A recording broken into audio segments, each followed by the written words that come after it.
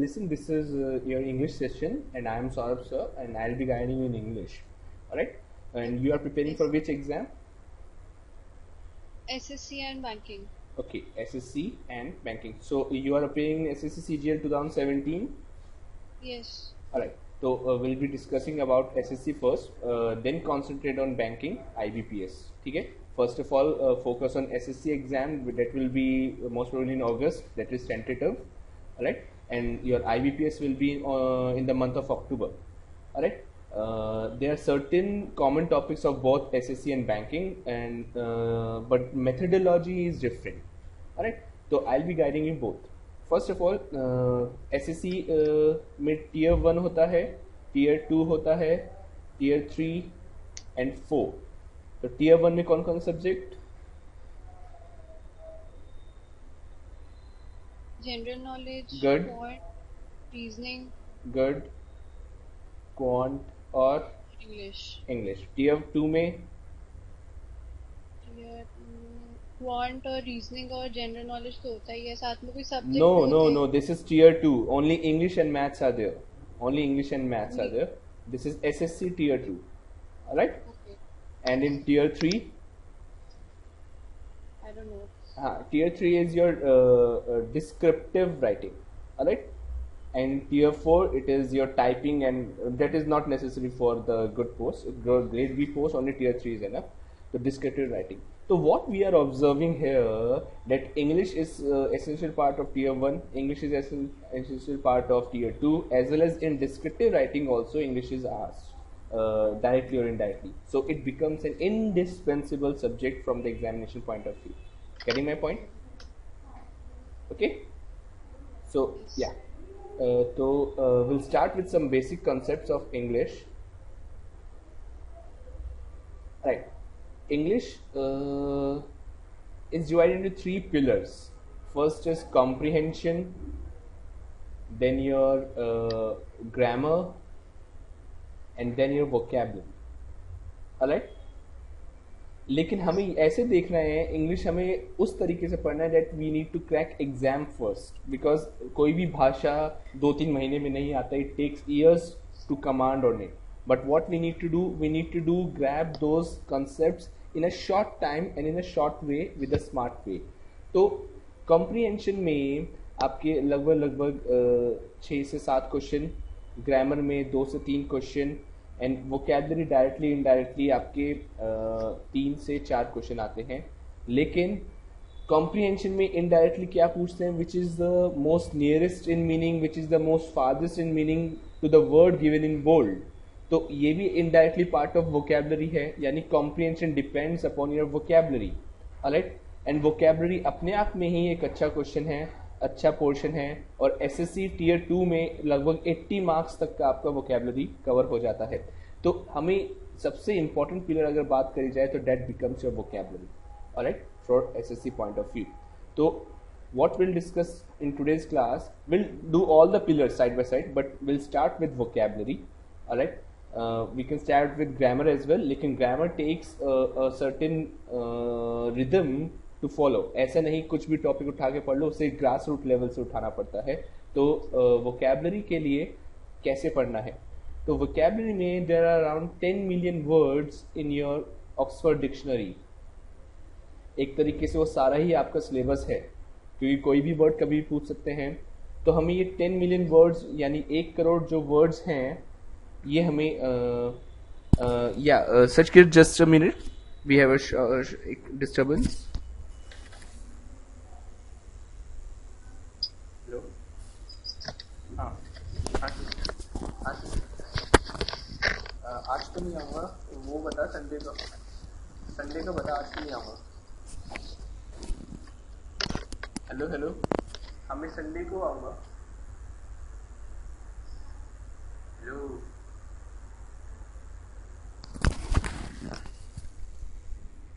Yeah, Sachkir. Yeah. Yes.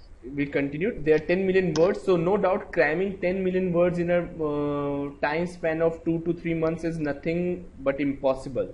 Alright? तो एक technique है कि डिक्शनरी उठा लो, फर्स्ट वर्ड से लेके जेड तक के सारे वर्ड्स याद करो. इट विल टेक ईयर्स और तब भी कॉन्फिडेंस नहीं आएगा. दूसरा अप्रोच है आपका selective as well as extensive. Selective as well as extensive क्या कहता है कि इन total words we need to learn is around 3000 to 4000 from examination point of view. यानी हम सीधा 1 करोड़ से 3000 से 4000 वर्ड्स तक आ गए और इनको इतना रिवाइज करना है that they serve their purpose to the best level. यानी वोकेबलरी इतना आपको अच्छा पोर्शन है, इतना स्कोरिंग है कि आपको देखते ही आंसर करना है. मैथ्स में आपको you need to solve first, reasoning में you need to solve first, लेकिन वोकेबलरी में it won't waste your time, it will just give you the essence of the question right in the first essence right.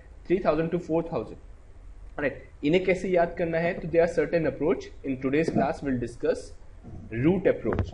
There are 3 approaches we'll be discussing to learn these words. All the 3 approaches are very important, but today we'll discuss about the root approach.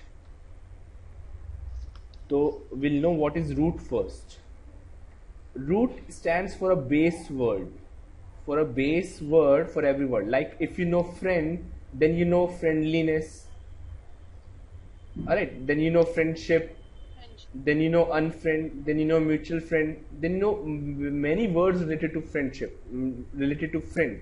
So friend stands as a base word over there. So learning one root will serve you the purpose of learning many words from that root. Alright, for example, there is a word called Brexit. Have you heard of this word? Yes. What do you mean by Brexit? Britain Yeah. Britain So exit. you may know there is a word called exit over there. So if you do not know the meaning of Brexit, you may have an essence that it is related to exit.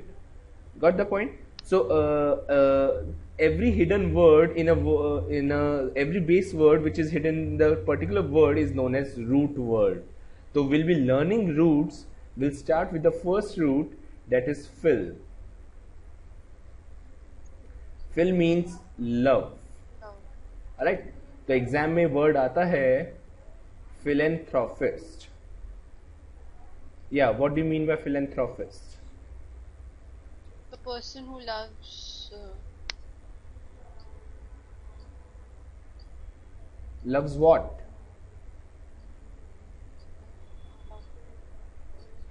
थोड़ा idea है person okay who okay loves okay. So हमें इसे कैसे याद करना है? हमें इसे याद करना है एटाइमोलॉजी से, यानी जो रूट याद करना है. एटाइमोलॉजी क्या कहता है? Breaking the words. तो हम वर्ड्स को ब्रेक करते हैं. फिल, एंथ्रो या anthropist. See phil Anthro phil is mankind. या good. Anthro means relate, anthro means human. Anthropology एक सब्जेक्ट होता है इफ यू नो, जहाँ पे ह्यूमन का विकास कैसे हुआ, इंसान बंदर से इंसान तक कैसे बना, तो ये एंथ्रोपोलॉजी में हम पढ़ते हैं. तो anthro is related to humanity and anthropist is a person who loves who don't loves, who is concerned with humanity, but philanthropist is a person who loves humanity or mankind. Humanity का दूसरा synonym mankind है. तो philanthropist means one who loves mankind, like Mother Teresa, like your Rabindranath Tagore. These all are philanthropists. Got the point? Next, philogynist. Yeah, keep writing these words. Alright. Satyajit, keep writing these words. These words are readily asked in exams. These all are exam previous year questions. Okay, and they are directly asked, like philogynist is referred to what? So you need to know. Okay. Yes. I don't know. Yeah. What is philogynist? Gyne में भी related Yeah. to- You may know gynecologist. Who is a gynecologist? Yeah. So gynecologist is a person who treats woman, who treats lady. Alright. So gyne is related to woman. The philogynist is a person who loves woman. Okay. Who loves woman. Alright. So this is philogynist. Next, philogamist.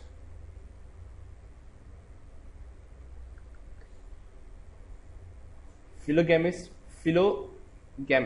Yeah, phil is again love. Gamy is related to marriage. So the person who loves marriage is known as philogamist. One who loves marriages. Keep writing the meanings. Yeah, I'm done. Okay.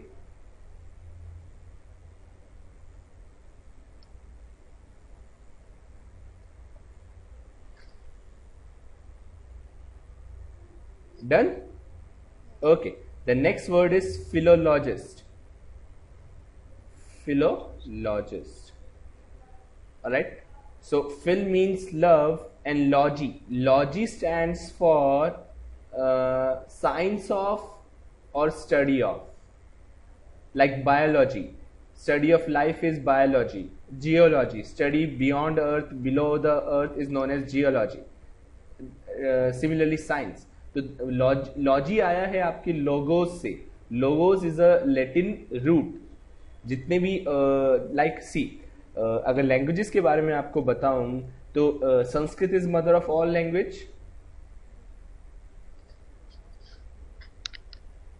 Sanskrit is a mother of all languages. Hello? Yeah. Similarly, what happens? Latin and Greek serve as a mother of English. All the words in English have come from the basic root languages, which are Latin and Greek. Alright. Similarly, जैसे संस्कृत से हिंदी में mother, English में मातर बन जाता है ना. तो ये सब ऐसे वर्ड्स लैटिन और ग्रीक से आए हैं. और ऐसे ही लोगोस लैटिन है और लॉजी इंग्लिश में आके हो जाता है. राइट. तो फिलोलॉजिस्ट लिखे. Philologist is one who loves to study. One who loves to study many languages. One who loves to study many languages. Done. Done? Alright. So, which root we have done? Name the root. Phil. Phil. Alright. So, you have learned one root. Phil means Love. love. Alright. Love का opposite Hate. Hate. तो hate के लिए root होता है mis. क्या? Mis. तो in all these words if I replace phil by mis then what I will get is antonym. What I will get is antonym. तो I don't think कि मुझे इन सब वर्ड्स की मीनिंग अब बताने की जरूरत पड़ेगी. I am writing certain words, इन्हें लिखते जाए. मिसेंथ्रोफिस्ट, misogynist, मिसोलॉजिस्ट. Alright. Then misogamist. You writing? Yes. Alright. So who is a misanthropist? Person who hates. Who hates mankind. Good. Misogynist. Who hates. Woman. Who hates women. Misologist. Hates to study. Who hates to study. Yeah. Misogamist. Who hates marriages. है ना? Got the point. So all these words are very important for an examination. This will serve. Just read the question and answer it. Alright. No time wastage. Like in maths, in reasoning, what you need to solve, and you're not sure that whether we'll get to the right answer or not. But you have already wasted time in solving part. So vocabulary को आप अपना एक pillar मान के चले, hold मान के चले, because at the end of the day English is the subject which will give you the merit. English and maths are the subjects which you should have a command. You should equally have reasoning and GK, but you should serve your priority first. Alright. So we are discussing just vocabulary in this part because this is a demo session, but we'll be starting with grammar. We will be starting with vocabulary and we'll be starting with comprehension. In comprehension, we'll be doing cloze test, we'll be doing paragraph comprehension, we'll be doing sentence rearrangement, we'll be doing how to attempt these questions in exams. We should have that tricks. Not only simple and conventional teachings will help you out. Alright, we should involve the tricks in our exam. It's not important to know English, it's important to crack English. Got the point? Alright, so this will be the small session. We have class for next batches. Alright, so I am just signing off. Just ask me any query if there is. No, and Hello? no. The person who has filled SSC exam also? Anyone? No, sir. Okay. Alright. See, as far as your IBPS, SBI and your SSC exams are concerned, तो basically there are three pillars of English. First of all, I'll discuss how to prepare how to prepare English for these exams. Yeah, see, कोई भी भाषा के तीन pillar होते हैं. कौन कौन से? पहला होता है comprehension, alright, then your vocabulary and then your grammar. हर भाषा के ये तीन पिलर होते हैं, चाहे हिंदी हो, चाहे संस्कृत हो, इंग्लिश हो, एटसेट्रा एटसेट्रा. ठीक है. अब नो डाउट किसी भाषा पे अगर हमें कमांड करना है, if we want to be fluent in any language, we cannot do in not possible to do in 2 to 3 months. मीन्स आप एक तरीके से 2 से 3 महीने में इंग्लिश कंप्लीट कर सकते हैं for any exam, but you cannot say you will become exceptional learner of that subject, because it's quite difficult. It becomes at the end of the day very it becomes difficult. So what we need to do, we need to understand first what exam wants from us in the English subject. English में हमें पढ़ना कैसे है. तो comprehension, vocabulary और grammar से जो question आते हैं वो मैं लिख रहा हूँ. comprehension से आता है आपका RC. What is RC? Reading comprehension passages आते हैं. Then आता है आपका close test. Do you know what is close test, both of you? No sir. I'll let you know, don't worry. And then sentence rearrangement या parajumbles भी इन्हें कहते हैं. Alright? तो reading comprehension, passage and sentence rearrangement. vocabulary से आपके question आते हैं root approach पे, क्या होता है मैं बताऊंगा. एंटोनिम आते हैं, सिनोनिम आते हैं, वन वर्ड सब्स्टिट्यूशन आते हैं, एटसेट्रा एटसेट्रा. राइट. और ग्रामर से आपका एरर डिटेक्शन क्वेश्चन आता है. ठीक है. और ये एरर डिटेक्शन जो क्वेश्चन है, ये एरर डिटेक्शन क्वेश्चन जो आता है, ये आपका एक second wait a minute.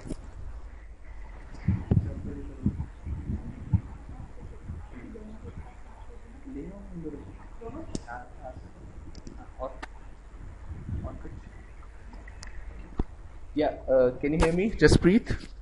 Oh, sorry, Nikita and Sucheta. Yeah. Yes, So sir. comprehension, vocabulary, and grammar. Got the point? So, Yes, sir. all right. So what we need to understand that this RC passage at the end of the day depends on your vocabulary part. Yes, sir. Why? Because there will be questions like you need to find the word nearly in meaning with the word given in bold, and synonyms and antonyms, etc etc. Got the point? And vocabulary is directly asked. Alright.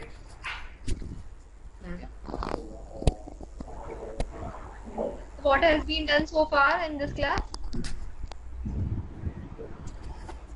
Alright. Yeah, sorry for the disturbance. Vocabulary is asked directly also, and antonym, synonym, etc. These all are asked. So basically you have 30 marks paper of prelims for English, and in 30 marks 15 to 20 questions are directly dependent on your vocabulary. So hence vocabulary becomes your one of the important pillar of your this English competitive exams. No doubt we have to parallelly prepare these your comprehension and grammar also, but vocabulary को हम नहीं ignore करते at all. Got the point? Yes, sir. अब ये कैसे prepare करना है vocabulary, ये हम देखेंगे आज की क्लास में. ठीक है. तो how many words are there in English Oxford Dictionary? Yeah.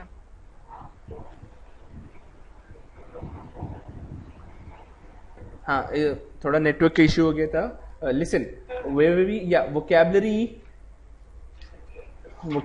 को हाँ, there are around 10 million words in the vocabulary part, and 1 million stands for? Sir, 1 million is 10 lakh. 10 lakh. So 10 million becomes 1 crore words. So in other words, this is your syllabus for vocabulary. So 1 crore words cram करना possible, not possible? Not possible. Okay. So we can do it through root words. Yeah, root words. Have you learned these words? Earlier I have learned it, but right now I'm not. I don't Okay, remember. you have taken classes on the basis of root words from here. No, sir. Sir, Okay, from CL. so there are several Around approaches, not only root words. 5 years back. What we have made several approaches. See, देखो 1 crore words remember करना from examination point of view is nothing impossible है वो. लेकिन इन 1 crore words को हम क्या कर सकते हैं, सेलेक्टिवली फिल्टर कर सकते हैं which are important. Like you need not remember all the words of English, you need to remember only those words which are expected in exam. Alright, and that expected ratio is around 3000 to 4000 words. तो एक तरीके से जो हमें approach लेनी है वो है सेलेक्टिव प्लस एक्सटेंसिव अप्रोच लेनी है. सेलेक्टिव प्लस एक्सटेंसिव अप्रोच क्या होती है कि सेलेक्टिव मीन्स हमने वो वर्ड सेलेक्ट कर लिया, और एक्सटेंसिव मीन्स कि 3000 से 4000 ये जो वर्ड्स हैं इन्हें इतना रिवाइज करना है that they are fed in our subconscious mind. Got the point? So how would we know that these are important words? Yeah, because we are observing the pattern of exams. See, what happens, there around last year IBPS conducted in about a month.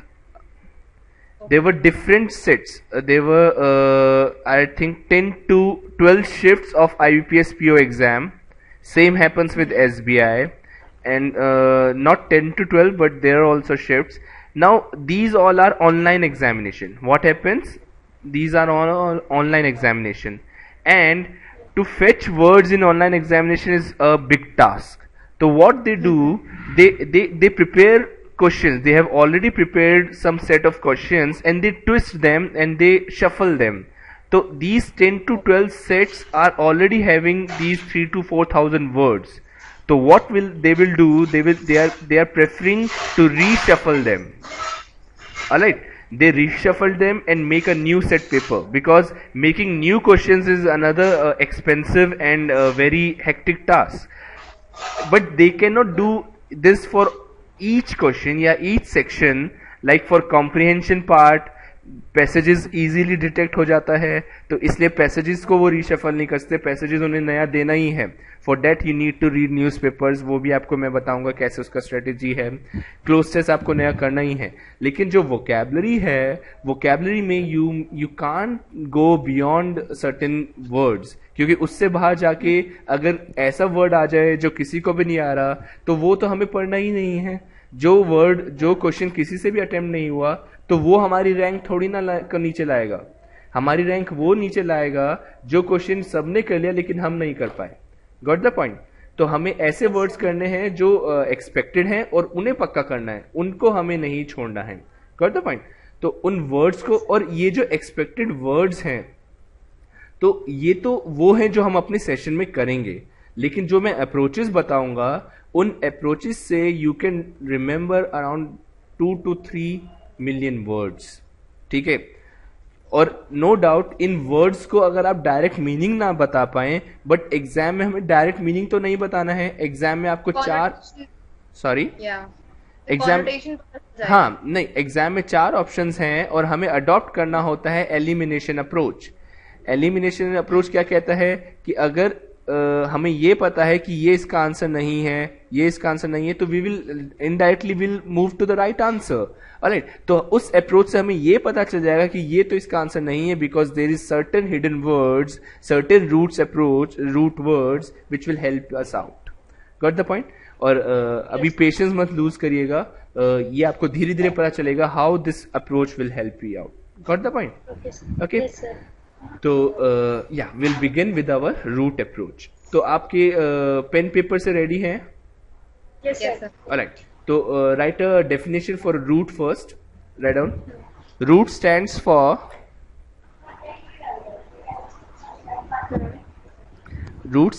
a base word, BASE, base word, from which various words are derived.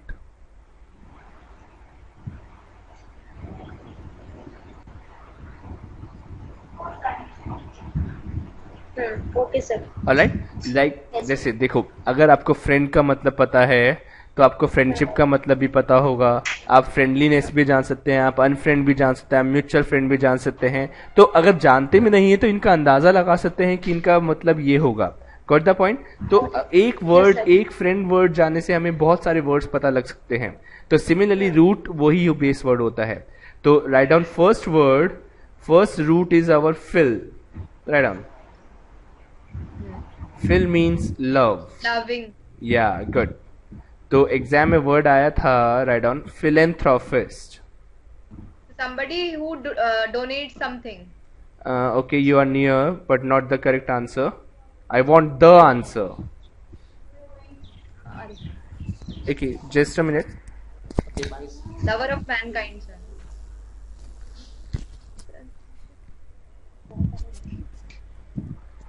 Attribute. Yeah, philanthropist. Yeah, you have done? Yes. Yeah. Yeah. See, कैसे याद करना है देखेंगे। तो this is called etymology. This is called etymology. Etymology is learning roots by breaking them.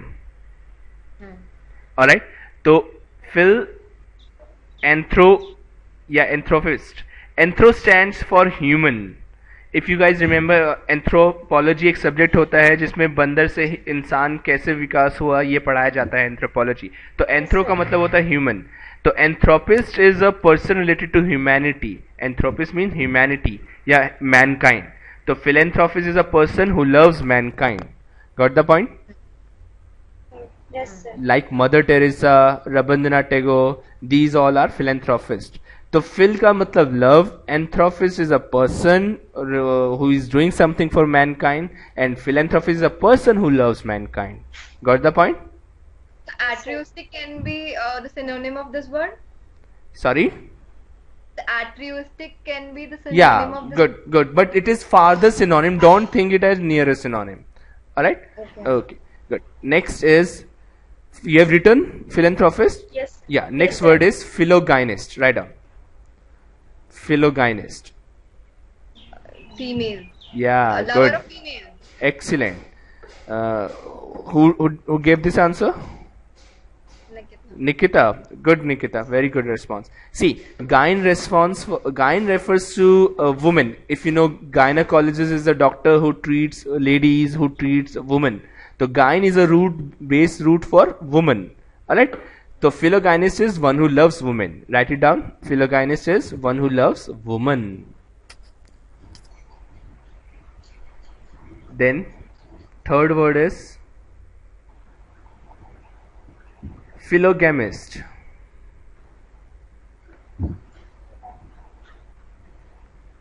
You have written?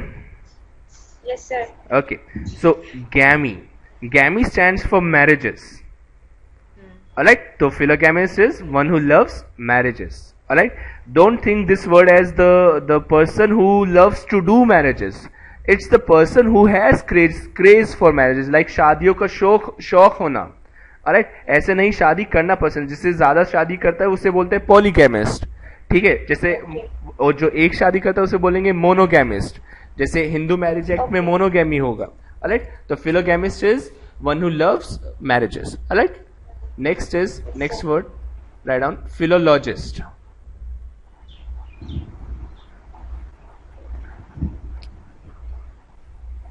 Who loves to study. Yeah, good. See, logy का मतलब होता है साइंस ऑफ या स्टडी ऑफ।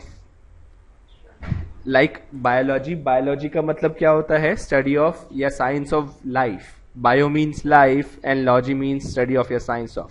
ये वर्ड आया है Greek root से, logos से।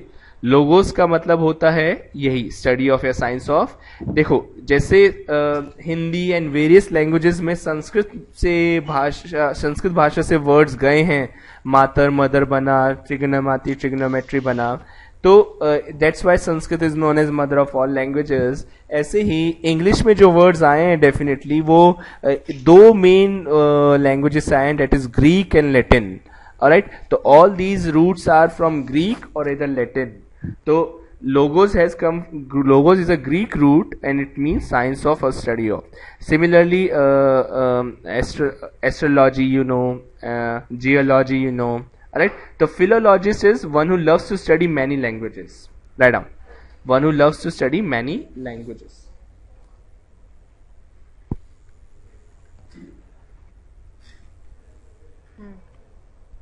Yes, sir. Got the point? Yes, sir. Okay. So, philologist is one who loves to study many languages. Alright, next write down philosophy.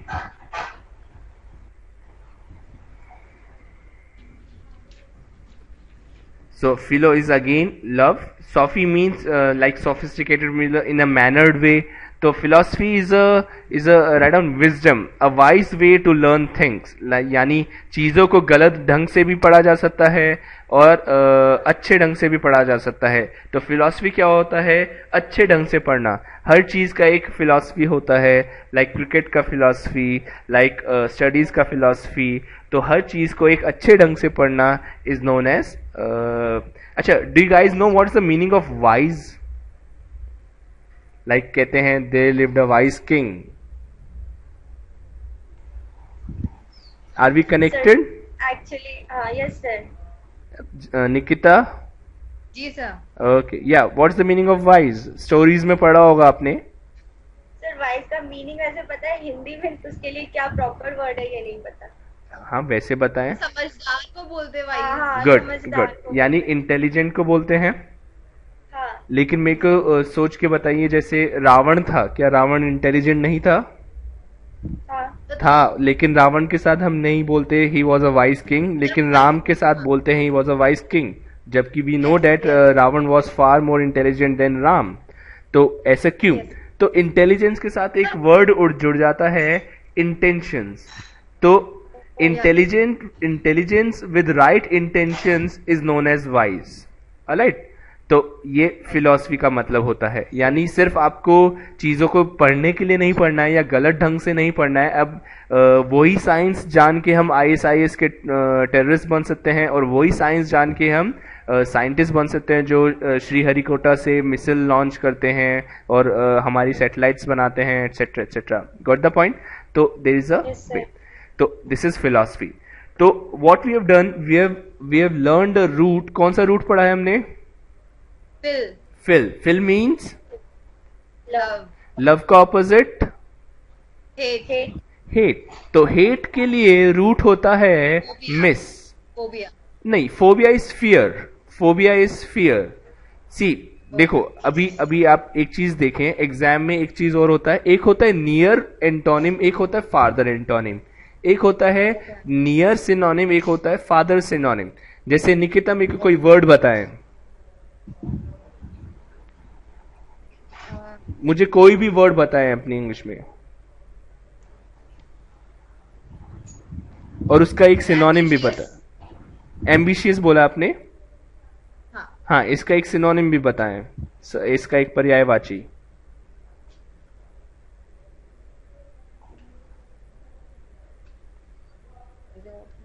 Hello, या ambitious का बताएं.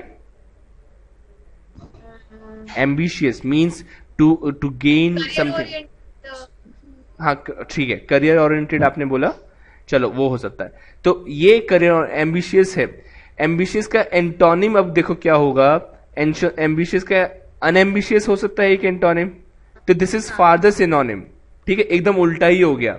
लेकिन ambitious और मैं बोलूं एक एम्बिगुअस, एक वर्ड मैं बोलता हूं, ठीक है, अनक्लियर. बहुत अच्छे. तो एम्बिशियस और एम्बिगुअस का कोई रिलेशन नहीं है. Got the point? तो दिस इज नियरर एंटोनिम. ये बात समझ आती है? सर अभी ढंग से क्लियर नहीं हुई. ओके, ठीक है. देखो यहां पे देखो एक बार स्क्रीन पे, एक वर्ड होता है. इस वर्ड का एक डायरेक्ट ऑपोजिट वर्ड जो होगा वो होगा इसका एंटोनिम. ठीक है. हाँ. लेकिन ये फादर एंटोनिम तब बोला जाएगा जब ये एकदम ऑपोजिट है, जैसे हैप्पी अनहैप्पी. ऑलराइट. लेकिन एक नियरर एंटोनिम क्या होगा? जो उसका नियरेस्ट सिनोनिम भी, जो उसका फादर सिनोनिम हो. ऑलराइट. जैसे हैप्पी और न्यूट्रल. ठीक है. तो न्यूट्रल वर्ड क्या हो गया? हैप्पी का फादर सिनोनिम हो गया और नियरर एंटोनिम हो गया. Got the point? Yes, sir. थोड़ा वो हो रहा है, डिफिकल्ट हो रहा है लर्न करने में। फादर और ये सब ये पढ़ा नहीं है कभी। हाँ देखो, ये एक्चुअली थोड़ा ये आरबीआई और एसबीआई के मेंस में कई बार पूछ लेते हैं इस लेवल पे। फादर सिनोनिम, हाँ फादर सिनोनिम मींस वो सिनोनिम हो सकता है, बट मतलब जब एकदम लास्ट वर्ड हाँ, होता है जो उसका विच इज synonym नॉट हो सकता है। एंटोनिम, लेकिन एकदम से सिनोनिम भी नहीं कह सकते आप। Yes, got the sir, point. दोनों के बीच होता है हाँ, इससे। ये फादर क्यों मैं बोल रहा हूँ, ये देखिए क्या होता है, कई बार क्वेश्चन पूछा जाता है एग्जाम में और आपको 2-3 ऑप्शन मिलेंगे कि आप इसका सिनोनिम ये भी हो सकता है, इसका सिनोनिम ये भी हो सकता है, लेकिन you need to produce the best appropriate synonym. तो उसमें अगर उसने फादर बोला है तो आपको नियरेस्ट नहीं देना है, ऑलराइट। अगर नियरेस्ट बोला है तो फादर नहीं देना है, ये देखने के लिए, ऑलराइट। तो हाँ, तो फोबिया की बात कर रहे थे हम। Phobia is father synonym, father antonym and hate is nearer antonym, alright. एकदम से एंटोनिम लव का ऑपोजिट एकदम हेट होता है, हालांकि ऑपोजिट डर भी हो सकता है, फोबिया भी होता है, और हेट के लिए रूट होता है मिस, MIS। तो जितने भी वर्ड्स मैंने अभी कराए थे इन सब में अगर मैं फिल को रिप्लेस कर दूं बाय मिस, तो what I will get is your synonym. तो कीप राइटिंग दिस वर्ड्स, और इन वर्ड्स के मीनिंग का मुझे बताने की जरूरत नहीं पड़ेगी, I think you already know now. Misanthropist, misogynist, yeah keep write it down, मिसोगेमिस्ट,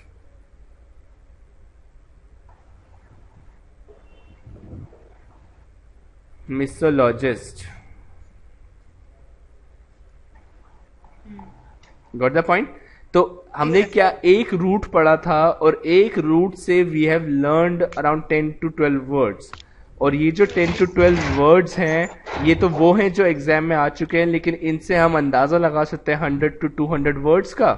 क्योंकि अगर आपको कोई भी एग्जाम में वर्ड आए, अगर आपको दिख रहा है वहां पे फिल है, तो आप ऑप्शन में से पिक इट आउट कर सकते हैं कि it is something related to love, ठीक है। तो ऑप्शंस में जो भी लव से रिलेटेड होगा वो आप ऑप्शंस क्लिक कर सकते हैं। Got the point. Yes.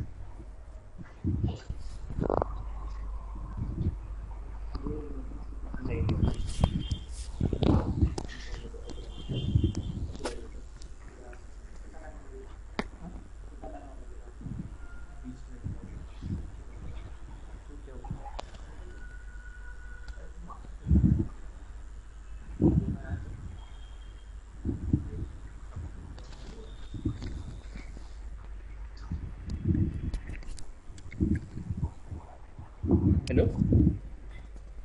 Hello, Yes, sir. Yes, sir. Yeah am I audible? Yes, sir. Yes, sir. Alright, तो got the meaning? Yeah Yes, तो okay, next root will learn is write down मेली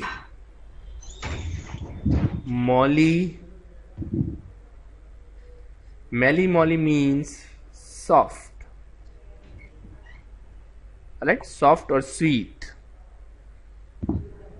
So the word which comes is right on mollycoddle.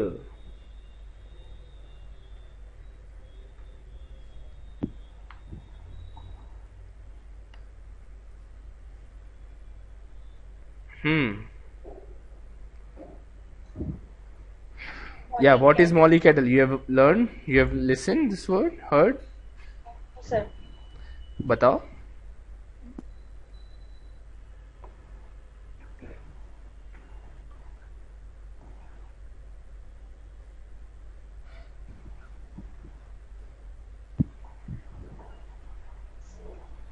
I have not heard it.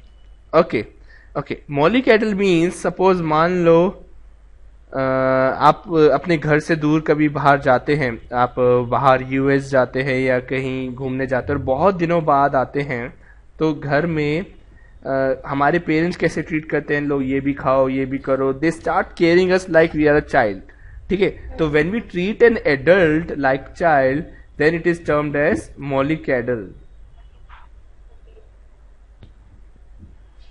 Got the point? Yes, sir. Alright. So mollycoddle, write down, to treat an adult like a child. Okay, next word. Melody. So, melodious voice. हाँ, Very बहुत sweet अच्छे। voice. तो एक melody होता है, इससे related एक मेलनकली होता है। Yeah. या व्हाट इज मेलोडी? खुद खाओ खुद जान जाओ. Sir, soft voice. हाँ, गुड. तो Sir, mellifluous is a synonym of this word, melody. बहुत अच्छे, बहुत अच्छे. Very good. Our next word will be mellifluous. Okay, I'll get on to melody. Melody means soft and sweet voice. Alright? Soft and sweet, like Lata Mangeshkar की आवाज. ठीक है? और melancholy क्या होगा? Soft and sad voice. जब भी आप डिप्रेशन में होंगे या कुछ होंगे, ठीक है, जैसे लता मंगेशकर कोई अच्छा सा गाना है, एंकरेजिंग गाना है और स्वीट है काफी, वो मेलोडी होगा. लेकिन जिंदगी ने जिंदगी भर गम दिए, ऐसे टाइप के गाने क्या होंगे? मेलंकलीज होंगे. मेलंकली का मतलब इन द ब्लूज भी होता है. इन द ब्लूज एसबीआई में आ चुका है. It's an idioms and phrases. Right? In the blues, या वो मेलंकली होता है. तो समझ आया दोनों में डिफरेंस? Yes, sir. राइट. तो next word is your मेलिफ्लुअस.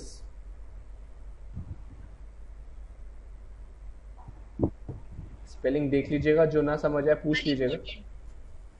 Honey coated voice. It's not related to voice basically. See, देखो, I'll let you know. OUS. OUS is a suffix. क्या है? एक suffix है. ये भी एक root की तरह यूज होता है. और OUS का मतलब होता है full of. क्या? full of. तो जिस भी वर्ड के आगे हम OUS लगा देते हैं तो उसका फुल हो जाता है. तो fame plus OUS, famous. Full of delicacies, delicious. Full of poison, poisonous. Full of continuity, continuous. तो all these words means full of. ठीक है? तो फुल ऑफ फ्लो क्या होगा? फ्लुअस, यानी फ्लो से भरपूर. एंड मेली मीन्स सॉफ्ट, तो मेलिफ्लुअस मीन्स सॉफ्ट फ्लो. राइट? ये इसका एक्चुअल मीनिंग है. लेकिन ये हम पर्सनैलिटी के लिए भी यूज कर सकते हैं. जैसे कभी आपका ये हुआ कि आप बहुत अच्छे से कोई फ्रेंड बन जाता है, बहुत अच्छे से कोई एकदम से अंडरस्टैंड करने लगता है, तो वो सॉफ्ट फ्लो पर्सनैलिटी है. ठीक है? तो ऐसे ही सॉफ्ट फ्लो, जैसे एकदम किसी टनल के थ्रू विदाउट एनी टर्बुलेंस कोई पानी जा रहा है, तो डेट इज सॉफ्ट फ्लो. तो वो भी मेलिफ्लुअस है. Got the point? Yes, sir. Okay. तो next word is emollient.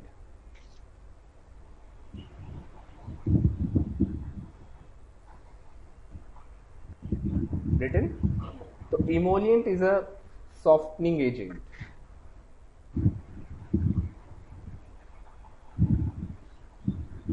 Softening agent. Okay. It's a kind of chemical which is used to soften things. हाँ, जैसे मान लो कोई बर्न हो गया तो Burnol, Betnovate, all these are softening agents, है ना. जैसे जो रेजिस्टेंस को कम करे. जैसे देखो ऐसे जानते हैं, एक वर्ड होता है एग्रावेट. जानते हैं Yeah. क्या मतलब है एग्रावेट? Yes. The aggravate जो इंक्रीज कर दे किसी भी चीज को. बहुत अच्छे. इसी का एक सिनोनिम होता है एग्जैस्परेट. ठीक है? Yeah. और एक और सिनोनिम होता है exacerbate. These all are synonym of aggravate. ठीक है? तो ये इन तीनों का मतलब क्या है? To make things worst, to make things bad enough. ठीक है? तो जले पे नमक छिड़कना काइंड ऑफ थिंग. मतलब पहले से ही जला हुआ कोई चीज है और उस पर नमक छिड़क दें तो द थिंग्स गेट वर्स. तो जले पे नमक छिड़कने का ऑपोजिट क्या होगा?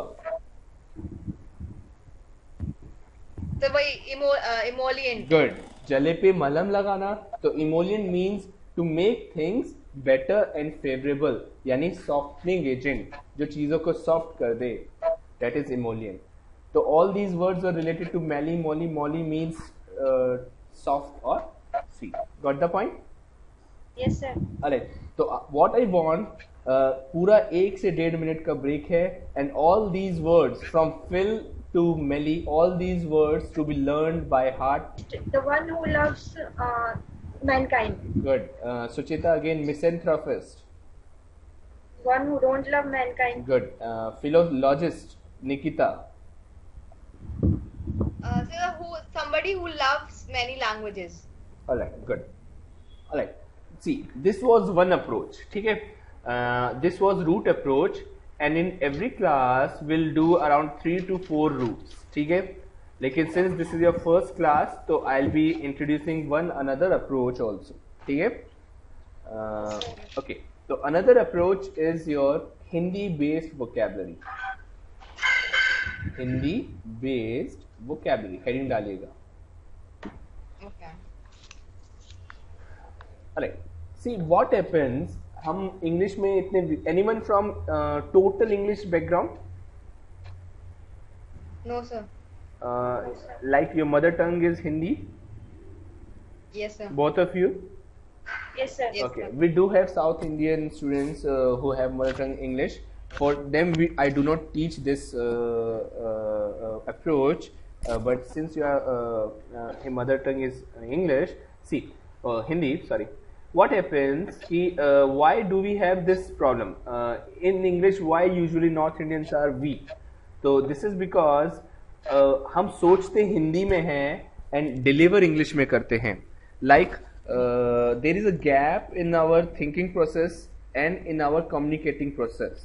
We have to communicate in English, but we are thinking in Hindi, and that's why we make very horrendous mistakes. All right. So what we need to do, हमें एक ब्रिज बनाना होगा हिंदी और इंग्लिश में. हिंदी और English में एक bridge बनाना होगा जिससे इंग्लिश भी आसान हो जाए और हिंदी अपनी याद रहे. ऑलराइट, तो वो ब्रिज है हिंदी बेस्ड वोकैबुलरी. ऑलराइट, तो थोड़ा फनी भी रहेगा, लेकिन ये वो चीज़ है, वो टेक्निक है जिससे बहुत स्टूडेंट्स को फायदा हुआ है. अगर ये ज़्यादा आपको फायदा ना करे तो do let me know after some classes. ठीक है. ऑलराइट, तो फर्स्ट वर्ड राइट डाउन. अभी हमने एक वर्ड पढ़ा था मिलो. पढ़ा था या नहीं पढ़ा था? नहीं पढ़ा Yes, था. Yes, sir. sir. No we did नहीं. मेलिफ्लुअस पढ़ा था. Hello. हमने पढ़ा था Mellifluous मेलिफ्लुअस. ऑलराइट, तो मेलो एक दूसरा वर्ड है जिसका मीनिंग भी मेलिफ्लुअस ही है, और ये एक सिनोनिम है मेलो का. और मेलिफ्लुअस या जो बहुत जल्दी फ्रैंक हो जाते हैं, इसे फ्रैंक भी बोलते हैं, इनका सिनोनिम है. मेलो उन्हें कहते हैं. अब हिंदी में मेलो या मिलो जो भी इन्हें बोलते हैं, इनका प्रोनाउंसिएशन अगर हिंदी में मिलो लिखेंगे तो कैसे लिखेंगे? मिलो. ऐसे लिखेंगे. हाँ. ठीक है, मिलना. और आप किन से मिलना चाहते हो? जो फ्रैंक होते हैं, तो राइट डाउन वन सेंटेंस, उनसे मिलो जो फ्रैंक हो या जो मेलिफ्लुअस हो. Write down this sentence. Hindi में हिचकिचाएंगे नहीं लिखने में, लिखे प्लीज. Ji sir. तो एक वर्ड वो होगा जो वर्ड से लिंक करेगा, और एक वर्ड वो होगा जो वर्ड के मीनिंग से लिंक करेगा. तो what we need to do, देखो क्यों ऐसा करा, कुछ समझ आया मैंने क्या किया? जी सर. Yes, sir. सर ये याद करने का तरीका हुआ. हाँ, ये याद करने का तरीका हुआ. लेकिन क्यों मैंने ये चूज किया है? देखो, भाषा की सबसे छोटी इकाई है आपका वर्ड. ठीक है, हिंदी भाषा की. ठीक है, और वर्णों का एक सार्थक समूह कहलाता है शब्द, है ना? और शब्दों का एक सार्थक शब्दों का एक सार्थक समूह कहलाता है वाक्य. ऑलराइट. हाँ. लेकिन इसमें एक चीज हिडन है. मैं कुछ लिख रहा हूं,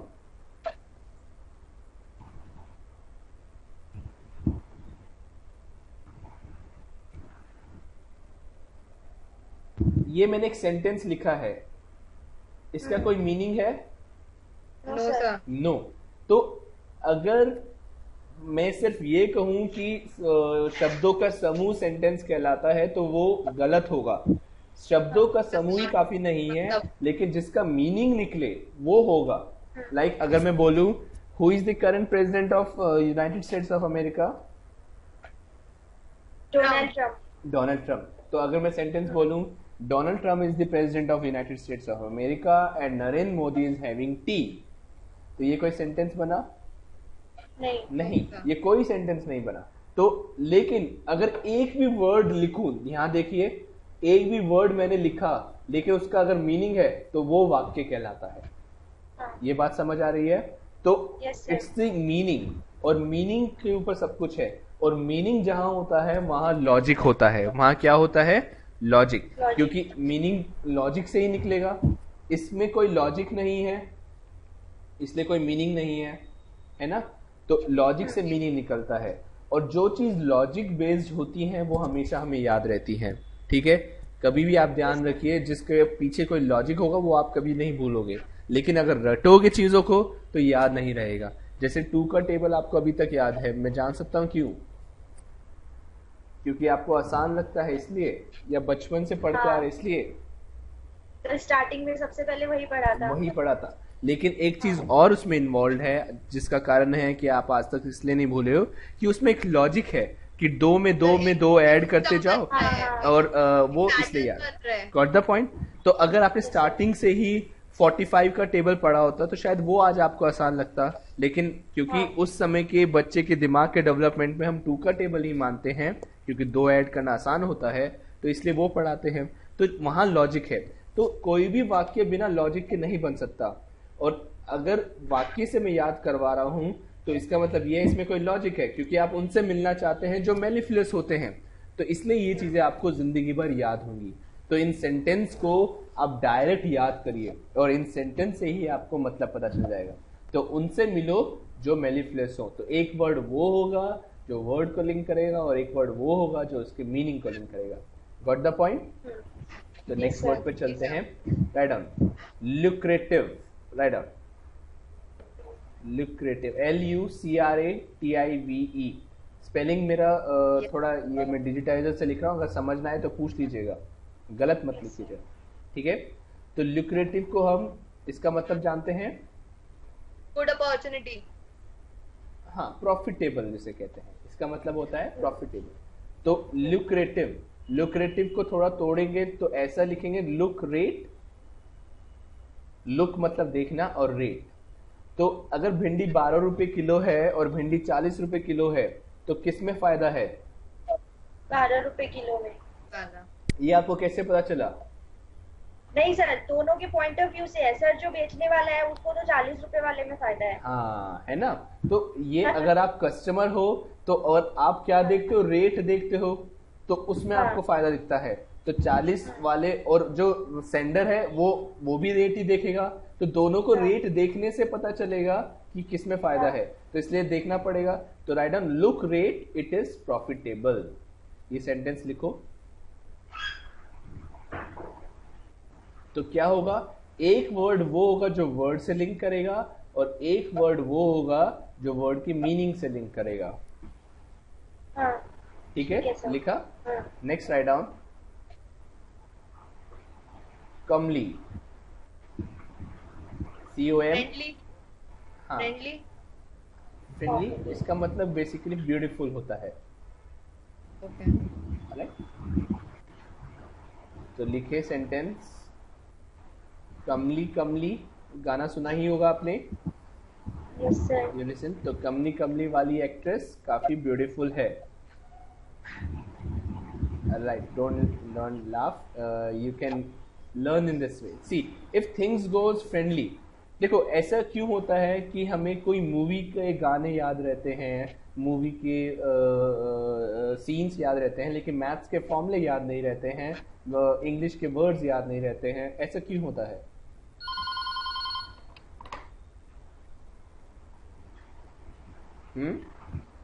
तो वो हमारी डे टू डे लाइफ में जो होते हैं, हम लोग को वो चीज याद रहती है। अच्छा, और कुछ? और सर उसमें काफी चीजें होती है, हम ऑडियो विजुअल लगाते हैं तो वो हमें मूवीज याद होता है। लेकिन ऐसा तो नहीं मैथ्स में आपको कभी कुछ समझ आया ही नहीं? ऐसा तो कभी होता है कि कभी मैथ्स पढ़ने में बड़ा मजा आता है, कभी इंग्लिश पढ़ने में बड़ा मजा आता है, ऐसा भी होता है। तो व्हाट एक्चुअली हैपेंस, हमारा माइंड वो ही चीजें लर्न कर पाता है जो उस समय उसके दिमाग में अट्रैक्ट कर रही हैं। मान लो किसी के घर में कुछ प्रॉब्लम हो गई और वो पढ़ने बैठा है, और माइंड में कुछ और चल रहा है और सामने पढ़ रहा है, 12 घंटे से वो पढ़ रहा है, तो क्या वो पढ़ रहा है? नहीं, उसके माइंड में कुछ और चल रहा है। तो माइंड हमें जो अट्रैक्ट करता है हमें वो याद रहता है, ठीक है। तो एकदम से अभी आप पढ़ रहे हो आप उस इंटेंसिटी से, लेकिन आपका माइंड क्या अट्रैक्ट करेगा? एकदम से अलग चीजों को अट्रैक्ट करेगा, ठीक है। तो इसलिए उन डिस्टर्बेंसेस को भी अगर हम अपनी स्टडी से रिलेट कर दें तो उससे क्या होगा, हमारा माइंड एकदम से हमारा अटेंशन कैच करके इन चीजों को याद करेगा।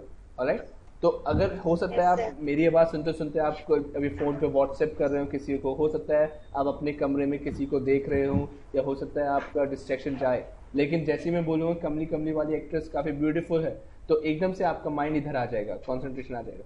तो ये कॉन्सेंट्रेशन कमली ब्यूटीफुल कमली ब्यूटीफुल कमली ब्यूटीफुल जब आपके माइंड में चलेगा, तो ये आपको एग्जाम्स में आपके दिमाग में घूमेगा और याद रहेगा। Alright, next word, Yes, sir. Write down, inamorata. If you guys learn read novels, तो इनैमरेटा आप जानते होंगे। इनैमरेटा का मतलब होता है स्वीट हार्ट। ये फेमिनाइन वर्ड है, यानी प्रेमिका, राइट, फेमिनाइन।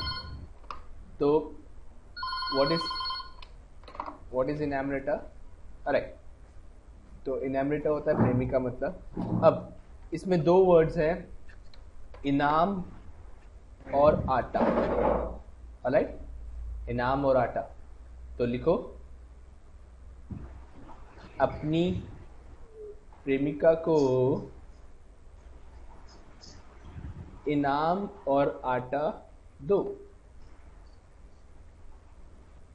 ये थोड़ा अटपटा लगेगा, लेकिन अभी याद कर लीजिए, एक वर्ड वो है जो वर्ड मीनिंग को लिंक करेगा, और एक वर्ड वो है जो वर्ड को लिंक करेगा। Alright, Yes, sir. ओके। हंसी तो नहीं आ रही है? नहीं No, sir. Okay okay. तो मैं भी ऐसे ही लगाती हूँ। हाँ, तो what you need to do, you need to have some what we need, mnemonics. We say mnemonics. Mnemonics क्या होता है आपको लर्न करने का, क्योंकि इतना सब कुछ है पढ़ने को, इतना सब कुछ है पढ़ने को, तो आप कन्वेंशनल टीचिंग से एक तरीके से 10th क्लास तक का सिलेबस सारा है, तो फर्स्ट क्लास से 10th क्लास जितना टाइम में बच्चा करता है, उतना ही टाइम आपको इस एग्जाम के लिए चाहिए। क्या इतना टाइम हमारे पास है? Do we have 10 years? No, sir. No. तो what we need to do, उन चीज़ों को जल्दी से रिवाइज करना है, और एक तरीका ऐसे लाना है कि जिससे वो याद हो जाए। राइट, तो ये चीज़ हमें करना है। Yes, sir. Next, okay, we have done which word? Write, assiduous. Next write down, assiduous। तो वेरी हार्ड वर्किंग। बहुत अच्छे। देखो again, OUS means full of, ये रूट अप्रोच से अगर आपको याद रखेंगे, फुल ऑफ, ठीक है। एसिड्यूटी मीन्स हार्ड वर्क, तो वेरी हार्ड वर्किंग पर्सन, मेहनती लोग होते हैं एसिडुअस, ऑलराइट, तो मेहनती, ठीक है। तो एसिडुअस, तो राइट डाउन एसी दुआ, ठीक है, तो राइट डाउन ऐसी दुआ दो कि लोग हार्ड वर्किंग। अच्छा, मेरा हिंदी का स्पेलिंग थोड़ा वीक है, उसको आप इग्नोर करना। ऐसी दुआ दो कि लोग हार्ड वर्किंग हो जाएं।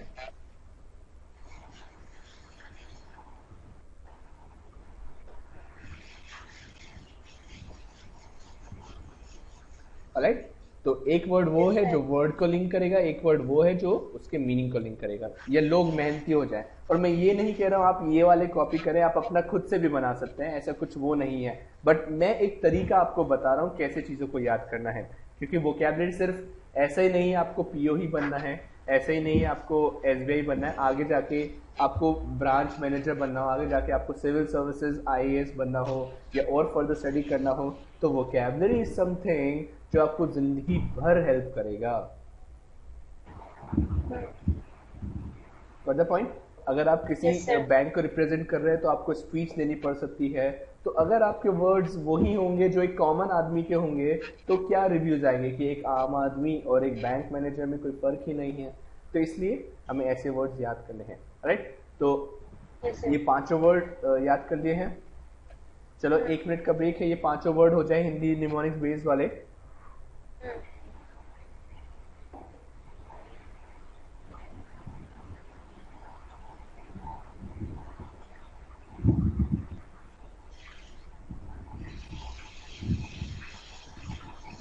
हेलो। बोलो। हेलो। हाँ हेलो, हाँ बोलो। Yes sir. याद हो गए? हाँ सर, ये याद हो ओके, गया। Suchita, comely, beautiful. Good. Nikita, assiduous, hard working. Good. Suchita, Inamrita. Sweetheart. Good. Nikita. The first word was. See, I forgot the word. कौन सा वाला word दिया था मैंने? Next Sir, मैं word. Mellow. हाँ, mellow. mellow. Yeah, mellow means. Mellifluous. Good. Fine. Then Suchita. Lucrative. Profitable. Profitable. All right. See. Okay, that's it. तो इतना ही करते हैं vocabulary आज. ये जो जितने भी आपके 15 से 20 वर्ड्स हैं ये अभी याद करें, क्योंकि ये आज आपका फर्स्ट क्लास है तो इसलिए मैं कम दे रहा हूँ. लेकिन डोंट थिंक कि नेक्स्ट क्लास में भी इतना ही होगा. नेक्स्ट क्लास हम ज़्यादा पेज से चलेंगे, ज़्यादा फास्ट चलेंगे और we will be having 40 to 50 words in a class. Got the point? और ये 40 to 50 वर्ड्स उसी दिन याद होने हैं, क्योंकि in the next class you will be getting another set of 40 to 50 words, तो वो आपको याद करने हैं. तो ये जो 15 से 20 वर्ड्स आए हैं याद आज करे हैं, डोंट थिंक कि आपको याद हो गए. मेरा जो नेक्स्ट क्लास शुरू होगा उसमें पहले 10 मिनट इन वर्ड्स का रिविजन होगा और मैं पूछूंगा and you need to be honest, और मैं बिना देखे पूछूंगा. Got the point? Yes, ठीक है. sir. तो डोंट थिंक कि आप यहाँ पे सिर्फ लर्निंग के लिए हो, यहाँ पे खुद की वोकेबलरी बिल्ड करने के लिए भी हो, और वो नई चीज़ें याद करने से बेटर है जो याद किया है उसे पक्का करना. Got the point? ठीक है. ऑलराइट, एक चीज़ और डिस्कस करना चाहूँगा. Are you guys practicing mock test practice कर रहे हैं? Yes, No, sir. sir. Yes और नो? सर मैंने किया है 1 2 3 किए हैं मैंने अब तक. देखो, आप दोनों बैंकिंग के स्टूडेंट्स हैं या animal from SSC also? Sir, I am preparing for SSC. आप you are also preparing for SSC? Nikita, Sir, I'm only preparing for SSC. You are only preparing for SSC. Okay, and you Suchita? Sir मेरा main focus banking पे है. Okay अभी SSC के लिए सोचा नहीं है. Okay good. सी, दोनों ये बात ध्यान रखिए. देखो, एसएससी का एग्जाम है टेंटेटिव अगस्त में, अगस्त फर्स्ट वीक में, एंड टुडे इज 2 जून. ठीक है, तो you have almost 60 to 65 days left. Alright, Okay. और 60 to 65 days means 60 to 65 mock test. ठीक है, क्योंकि at the end of the day अगर कुछ भी ना करूं, आपको ये कोचिंग की भी जरूरत नहीं है, और if you practice these 60 to 65 mock you will be able to clear it, no doubt, because these exams are not meant for learning, these are for a practice purpose. देखो, एक बात लॉजिक समझो. You guys are graduates? Yes, sir. Yes, as a postgraduate. Post graduate, good.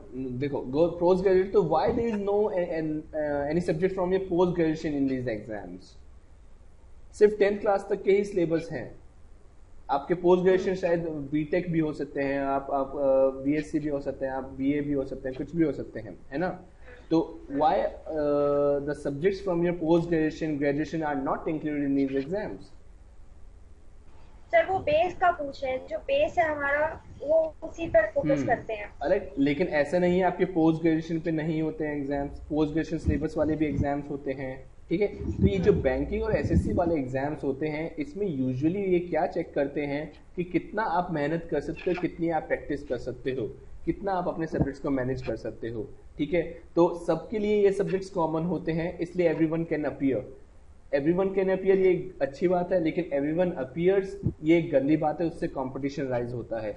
तो more you practice, more you become perfect, और perfect का ही selection होता है. ठीक है, जो अपने आप को ज़्यादा इंटेलिजेंट समझता है कि I don't want to practice क्योंकि ये सब मेरे को आता है, तो वो जीनियस होता है. और वो जीनियस होता है तो जीनियस नौकरी कर सकता है क्या? जीनियस कभी नौकरी नहीं कर सकता. तो you are here, you are not a genius, we are not a genius, we all are just common man. ठीक है, और कॉमन मैन सिर्फ प्रैक्टिस कर सकता है. तो बैंक भी किसी जीनियस, एसएससी भी किसी जीनियस की तलाश में नहीं है, वो भी ऐसे बंदों की तलाश में है जो मेरे यहाँ आके मेहनत कर सके मेरे बैंक के लिए और मेरी गवर्नमेंट के लिए. Got the point?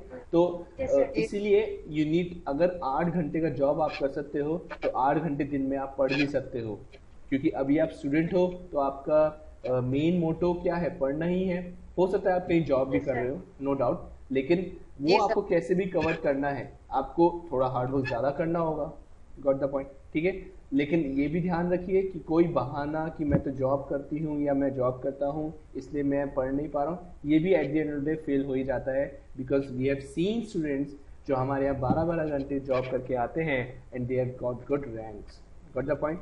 तो अपने आप को मोटिवेटेड रखिए और मॉक टेस्ट जरूर प्रैक्टिस करें बच्चों, ठीक है? ये दोनों से सर मॉक टेस्ट कौन प्रोवाइड करेगा सर मुझे? ओके, इसके बारे में आप दोनों को एक मेल मैं इन्हें फॉरवर्ड करवा दूंगा यहाँ से, ठीक है, कि कैसे कैसे प्रैक्टिस करना है, क्या करना है, ठीक है? ये मैं आपको नेक्स्ट क्लास तक बता दूंगा या इनको आज मेल कर रहेगा, ठीक है? बाय द टाइम इंटरनेट पे बहुत सारी वेबसाइट्स हैं, जैसे ऑलिव बोर्ड है, जैसे दूसरी है, I missed your अच्छा name. ठीक है, ओके, आई एम राइटिंग, ठीक है, ठीक है, then your government jobs Adda, they all provide free mock test, ठीक है? Okay. मैं ऑनलाइन इसलिए कह रहा हूँ क्योंकि all these exams will be online mode, ठीक है? लेकिन अगर आपके पास नेट का फैसिलिटी नहीं है या ऑनलाइन आप नहीं कर सकते हैं तो आप तब तक ऑफलाइन भी करिए, ठीक है? थोड़ा टाइम कम रखिएगा, जैसे अगर 60 मिनट्स का मॉक टेस्ट है तो ये मानिए कि ऑफलाइन आपको 50 मिनट्स में करना है, क्योंकि ऑनलाइन में आपको क्लिक भी करना होता है और आपको वो नेट स्क्रीन से उतारना होता है, एक्सेट्रा एक्सेट्रा, टाइम जाता है। Got the point? Yes sir, समझ रहे Nikita and Sucheta, both of you? Yes Yes. Sir. Okay, तो कौन सी साइट अच्छी है जो मतलब ज्यादा प्रोबेबिलिटी हो कि वो ऐसे एनालिसिस करके क्वेश्चंस दे कि क्वेश्चंस की ज्यादा प्रोबेबिलिटी हो क्लियर है? no website is worth that. All what they are doing, they are not making their own questions. What they are doing previous years questions को शफल अप करके वो दे रहे हैं, ठीक है? तो आपको इन वेबसाइट्स के करने की भी जरूरत नहीं अगर आप प्रीवियस ईयर क्वेश्चंस कर लेते हैं, ठीक है? बैंकर्स अड्डा आप जा सकते हैं, बैंकर्स अड्डा भी अच्छा है, ठीक है? इनका प्लूटस का भी है, लेकिन प्लूटस का मुझे पूछना पड़ेगा इनका रेडी है टेस्ट या नहीं, या फिर आप भी उनसे फोन करके पूछ सकते हैं, लेकिन all these are quite renowned, ये है, आप तब तक इनसे प्रैक्टिस करिए, ठीक है? और डोंट थिंक कि कौन अच्छा है, सभी eight the end of the अच्छे ही हैं और जो कमी है वो सभी में है, ठीक है? एक दो एरर निकल जाता है कई बार क्वेश्चन में, वो सभी में निकलेगा, कोई 100% नहीं है। और आपको क्या देखना है कि कोई भी एक वेबसाइट पकड़ के एक दिन का मॉक टेस्ट जरूर करना है, ये देखिए आप, ठीक है? जी सर। ओके ओके, तो I will be asking your scores as well, ठीक है? डोंट थिंक कि ऐसे ही बात चल जाएगी, अभी मैं सिर्फ एक लीनियंट वे में कह रहा हूँ, आगे जाके मैं स्ट्रिक्ट भी होऊंगा, तो I don't want that thing. Alright, okay, this is Saurabh Sharma, I am just signing off, ठीक है? और कोई डाउट है आप मेरे से पूछ सकते हैं। Okay sir.